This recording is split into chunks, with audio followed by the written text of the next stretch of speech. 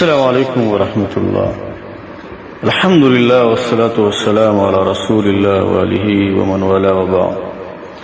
أعوذ بالله من الشيطان الرجيم. إن الذين آمنوا وعملوا الصالحات كانت لهم جنة الفردوس نزلا. محترم ورونو مؤمنو، هر مؤمن له دا پکار دی چې خپل ژوند کې تغییر راوړي، خپل ژوند ښایسته کړي، د الله او د رسول لارښوونې سره ځان جوړ کړي. ژوند ډېر مختصر دی، ډېر کم دی، ناڅاپي انسان ته مرګ راځي. ابدي ژوند ته ډېر تیاری پکار دی، دایمي ژوند ته. موږ تاسو چې په کوم ورځ کې قرار لرو دا د ذوالحجې ورځ دی. نن د ذوالحجې شپږم تاریخ دی، نو شنبه ورځ دا د عرفې ورځ. د عرفې یوه روژه نیول د 2 کالو ګناهونه موقع حدیثونه معلومیږي. ډېره زیاته مرکزي او مهمه روژه ده. دې ورځو ته افضل ایام الدنیا ویل شوي. د دنیا په بهترینو ورځو کې دا ورځ ده. د شنبه ورځو کې عام نفلي روژې نیول نشته، همدارنګه د جمعې ورځو کې.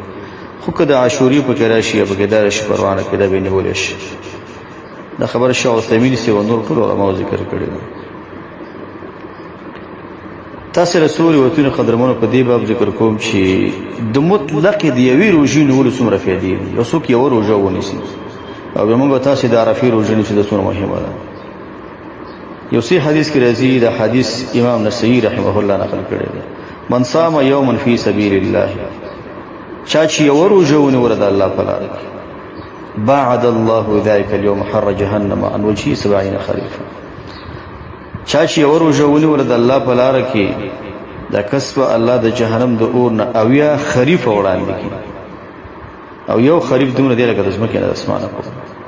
د یوې روژې نیولو په وجه باندې ته 80 خریفه د اور نه وړاندې کېږي. ولې موږ نه دا روژه فوت شي؟ بل حدیث ترغیب ترهیب کې نقل دی، روایت کړي عقبه بن عامر رضی الله عنه: من صام یوما فی سبیل الله، چا چې یوه روژه د الله لاره کې ونیوله، باعد الله منه جهنم مسیرة 100 عام. الله تعالی به دا کس د جهنم نه 100 کاله اندازه په مزل وړاندې کړي.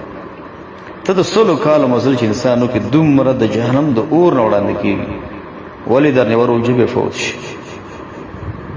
بل روایت دا صحیح نسائی کې دی: من صام یوما فی سبیل الله باعد الله وجهه من جهنم 70 عام. چا چې یوه روژه ونیوله د الله په لاره کې، الله به دا مخ د 80 کلونو د مزل په اندازه د اور نه وړاندې کړي. بل حدیث ترغیب ترهیب کې دی: من صام یوما فی سبیل الله بعد الله وجهه عن النار 70 خریفا. یوه روژه که چا د الله رضا لپاره ونیوله، الله به دا مخ 80 خریف په اندازه باندې د اور نه وړاندې کړي. یو خریف ځمکه اسمانه پورې دی. بل روایت چې دی د ابي امامه رضی الله عنه دی، شیخ البانی رحمه الله په سلسله صحیح کې نقل کړی دی: من صام یوما فی سبیل الله جعل الله بینه وبین النار خندقا کما بین السماء والارض. چا چې یوه روژه د الله رضا لپاره ونیوله، الله تعالی به د ده او د اور ترمنځ یو خندق وګرځوي، داسې خندق لکه د ځمکې د اسمان ترمنځ. بل حدیث ترغیب و ترهیب کې دی، ابو هريره صحابي نه نقل دی: من صام یوما فی سبیل الله زحزح الله وجهه عن النار بذلك اليوم 70 خریفا. الله تعالی به دغه انسان د اور نه بچ کړي په اندازه د 80 خریفونو باندې. څومره اجر دی قدرمن او څومره د فایدې نه ډک روایت په دې باب کې دا نقل دی. د عرفې روژه باره کې یو حدیث راځي، یو حدیث راځي ترغیب ترهیب کې نقل دی: صوم یوم عرفه کفاره السنه الماضيه والسنه المستقبله.